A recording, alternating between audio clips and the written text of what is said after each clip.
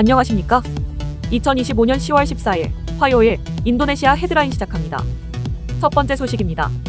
국제통화기금 IMF는 세계 경제가 예상보다 나은 성과를 보이고 있지만 중장기 성장 전망은 여전히 부진하다고 평가했습니다. 게오르기에바 IMF 총재는 세계 경제는 우려했던 것보다는 낫지만 필요한 수준에는 미치지 못한다고 밝혔습니다. IMF는 올해와 내년 세계 성장률이 소폭 둔화에 그칠 것으로 전망하며 특히 미국을 비롯한 일부 선진국과 신흥국의 회복세가 기대보다 견조하다고 평가했습니다.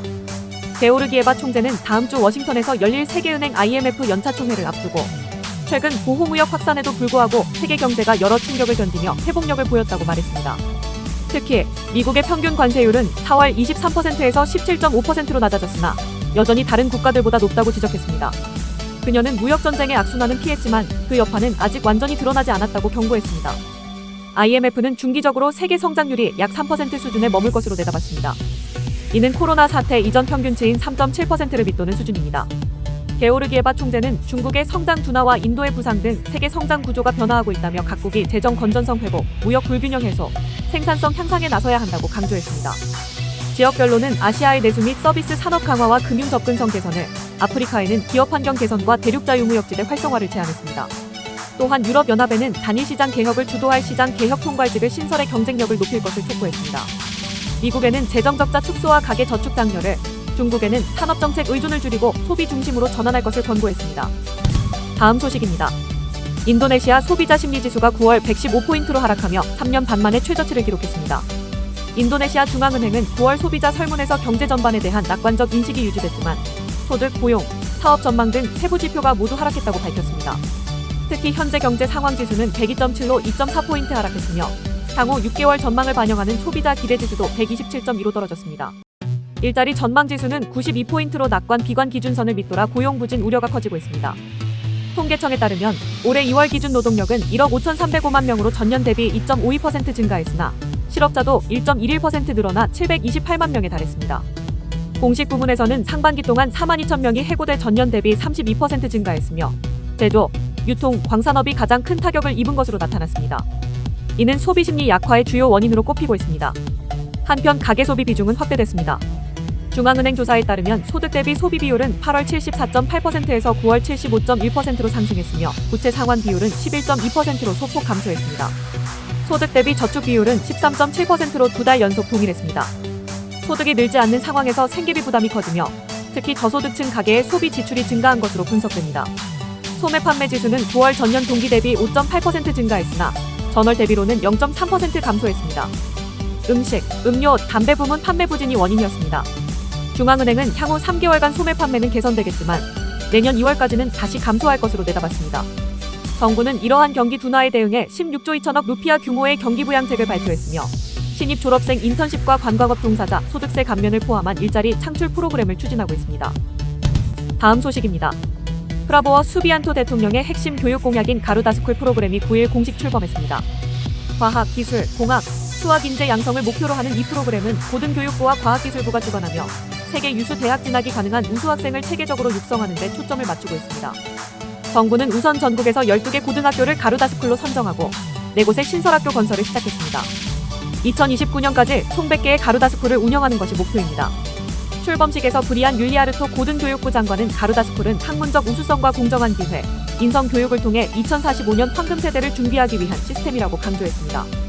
이어 학생들의 경쟁 상대는 국내가 아니라 세계 무대의 또래들이라며 글로벌 수준의 교육을 목표로 한다고 밝혔습니다.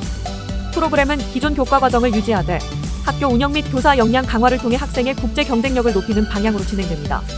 이번에 선정된 12개 학교에는 이미 높은 학업 성취도와 대학 진학률로 평가받는 주요 명문고들이 포함되었습니다.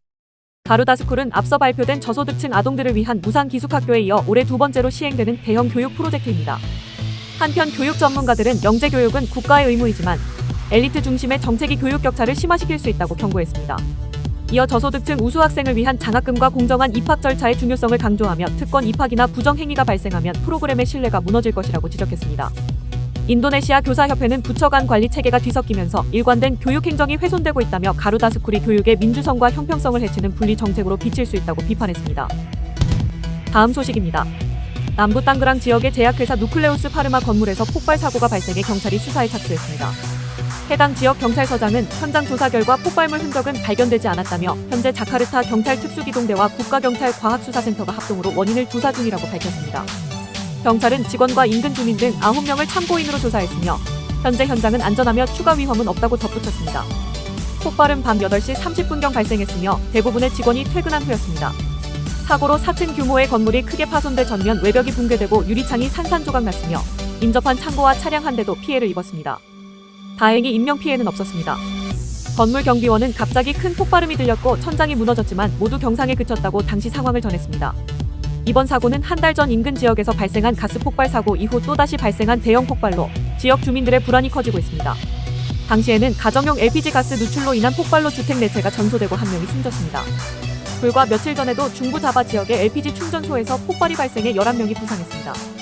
경찰은 이번 사건의 원인으로 전기 누전이나 화학물질 반응 가능성도 배제하지 않고 있습니다. 경찰서장은 모든 가능성을 열어두고 정밀 감식 중이며 확인되지 않은 정보나 가짜 뉴스가 퍼지지 않도록 시민들이 협조해달라고 당부했습니다. 당국은 현장 구조 안전 점검과 함께 유사 사고 방지를 위한 산업시설 안전관리 강화 방안을 검토 중입니다. 다음 소식입니다. 인도네시아 정부가 서부 반튼주 모던치칸데 산업단지에서 실시한 방사능 조사 결과 22개 시설에서 방사성 물질 세슘 137의 흔적이 발견됐습니다. 식품 가공과 자동차 부품 등 270여 개 기업이 입주한 이 산업단지는 자카르타 서쪽 약 68km에 위치해 있으며 정부는 한 금속 공장이 오염의 발원지일 가능성이 크다고 보고 있습니다. 정부 특별조사팀은 오염이 확인된 구역을 즉시 봉쇄하고 출입을 통제하고 있습니다. 조사팀 대변인은 의심 시설 전반에 대한 방사능 점검을 확대하고 있다고 밝혔습니다. 보건당국은 근로자와 인근 주민 9명이 세슘 137에 노출된 사실을 확인했으며 이들은 병원에서 추가 검진을 받은 뒤 모두 퇴원했습니다. 환경부 장관은 고농도 오염 지역 거주민은 오염이 완전히 제거될 때까지 임시 거주지로 옮길 것이라며 보철 수입 규제 강화와 방사능 검역 절차 강화를 즉시 시행하겠다고 발표했습니다. 환경부는 고철 수입 추천서 발급을 중단하고 수입 단계에서의 방사능 감시를 대폭 강화하기로 했습니다. 이번 사태는 지난 8월 미국 식품의약국이 인도네시아 식품회사가 수출한 냉동새우에서 세슘 137을 검출한 뒤 리콜 및 수입 금지 조치를 내린 데서 비롯됐습니다.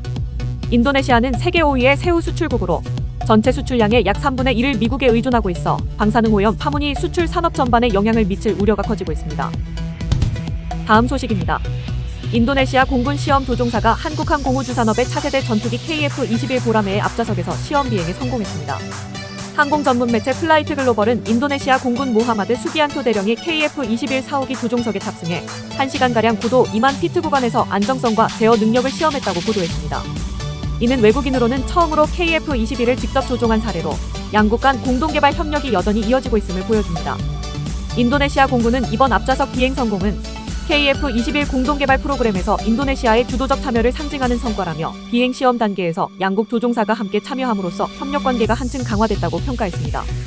KF-21 시험기 함대는 현재 2인승 2대를 포함해 총 6대로 구성되어 있으며 2026년 한국 공군에 실전 배치될 예정입니다. 참고로 양국은 지난해 장기간의 재정 갈등 끝에 협력을 재개했습니다. 인도네시아는 당초 약 1조 7천억 원을 부담하기로 했으나 재협상으로 분담금이 6천억 원 수준으로 축소됐습니다. 이 중 4천억 원은 이미 납부된 상태입니다. 다만 지난해 인도네시아 엔지니어의 데이터 유출 의혹으로 긴장이 불거졌고 무죄 판결 이후에도 양국 방산 협력의 신뢰 회복이 과제로 남아있습니다. 한편 인도네시아는 전투기 전력 다변화 전략도 병행하고 있습니다. 프랑스로부터 라팔 42대를 도입해 2026년부터 인도받을 예정이며 튀르키예의 칸 전투기 48대도 주문했습니다. 이 밖에도 미국의 F-15EX와 중국의 J-10C 등 다양한 기종을 검토 중입니다. 플라이트 글로벌은 인도네시아의 KF-21 참여는 한국의 대규모 국제 수출 가능성을 여는 전략적 기회라며 양국 협력의 지속이 아시아 차세대 전투기 시장의 향방을 좌우할 것이라고 분석했습니다. 시청해주셔서 감사합니다. 다음 시간에 뵙겠습니다.